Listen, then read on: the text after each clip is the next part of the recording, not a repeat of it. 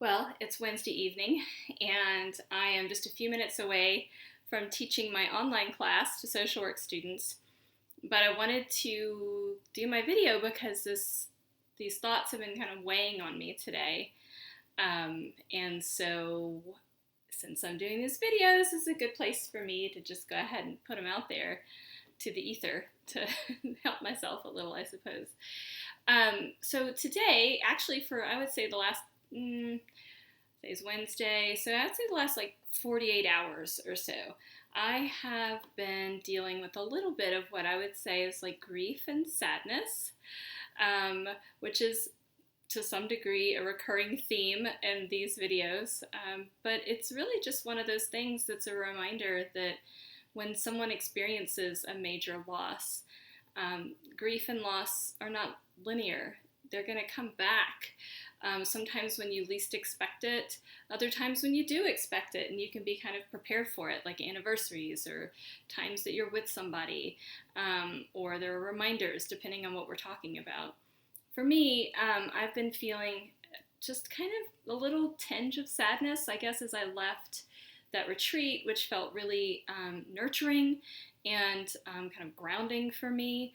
I have a lot of feelings when I fly. I don't know what it is about flying, but I do remember feeling like a lot of strong feelings as I was flying, and I do know to some degree what brings that on because I look through old pictures sometimes when I fly, and it's just one of those things that helps bring me some calm when I fly. Anyway, that was one contributing factor. And then last night I went to dinner at my ex-husband's home with my children there, and that was lovely. We were there to talk about school schedules and just kind of regroup and talk about stuff. We had a lot of little things to take care of, and it was just nice to sit over dinner and do that stuff. I'm really grateful that my ex-husband and I have such an amicable relationship. But for me, it often, like those moments, like when I left his apartment last night, I felt sad again. It was just another moment of walking away from my family being intact. And I kind of had to sit with that sadness last night. And I did, and it was fine. I kind of took care of myself in the way that I do. But last night when I slept, I had a dream that I think was really kind of symbolic or indicative of what I was feeling. I had a dream that the world was coming to an end and everybody knew they were going to die, and they were all kind of reacting to that in different ways. And in my dream, for whatever reason, I was feeling kind of pragmatic about it. And in my dream, it was just me and my two children kind of going about our business, trying to sort through this situation. And at some point in the dream, my son died. And it was like everybody was just kind of dying kind of slowly. I don't know, dreams. And my son died. And when he died, there was like this group of mermaids. All of a sudden, I was over the water. And these mermaids spoke to me and said, "We're going to take him now, and he's going to be safe with us, and he's going to have a happy afterlife with us in the water." And so I let my son go. He was deceased. And I was just with my daughter, and I just felt this overwhelming sense of grief and panic in my dream.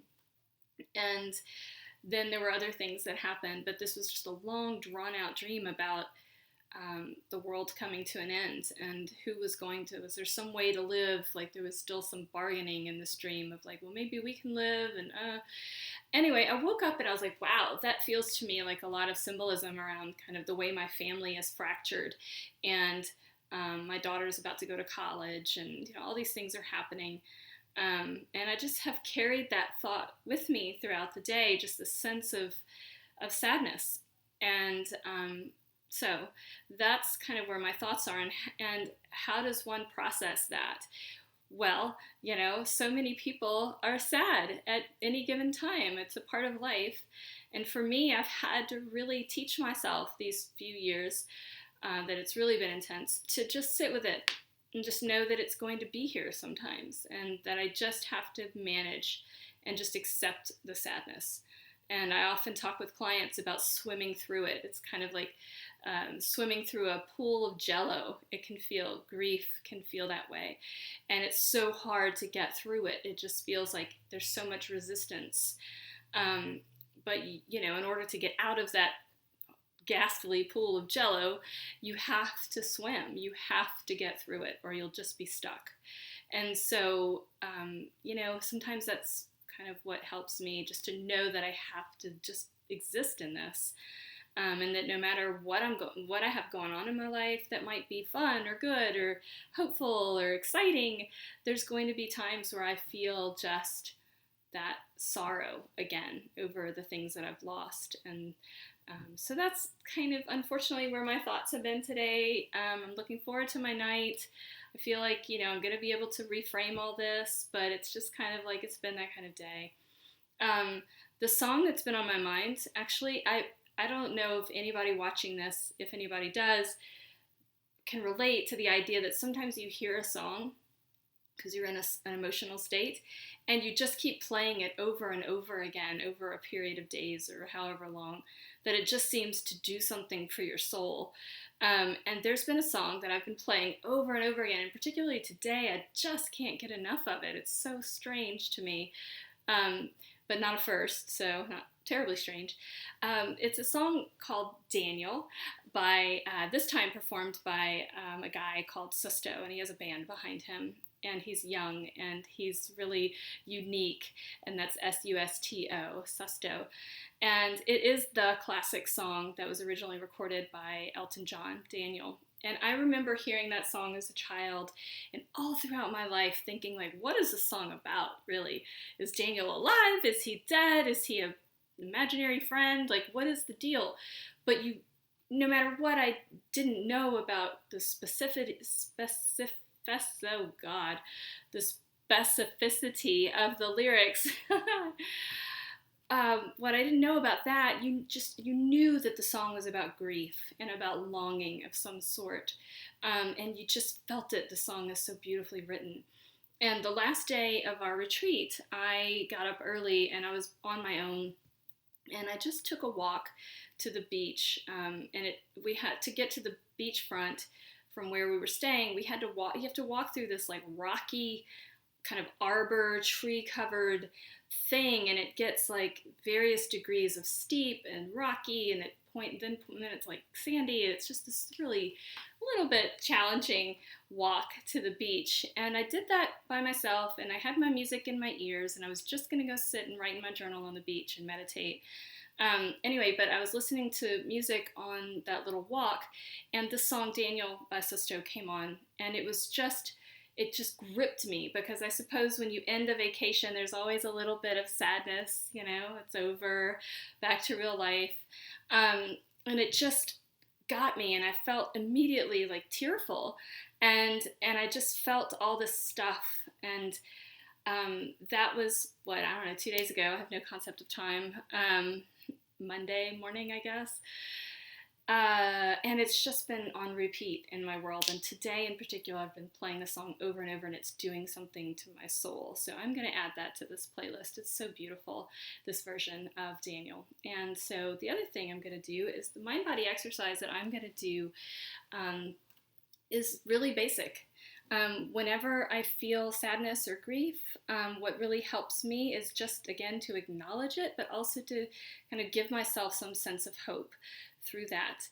And so the thing I'm going to do is just breathe through it and use the mantra of I am healing. As anybody who's watching these videos knows, I love mantras. And so just repeating the phrase as I breathe, I am healing, is super powerful, because I'm healing, and I might have a hard day, I might have a sad day, but I'm healing, and so is anybody who's getting through grief or loss or sadness, whether they know it or not, they're healing, because they're moving forward through it.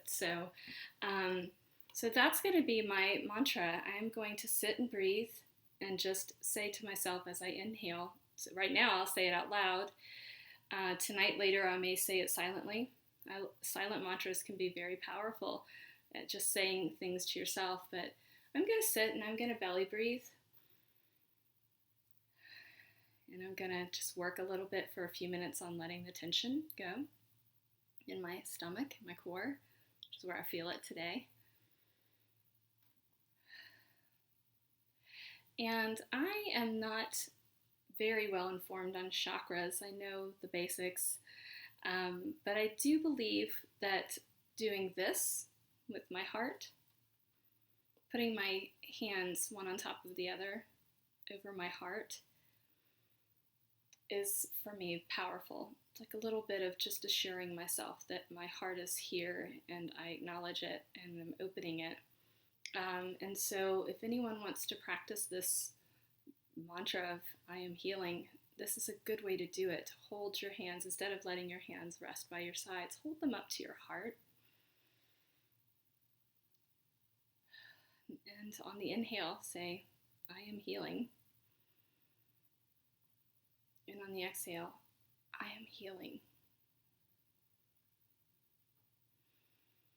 I am healing. I am healing.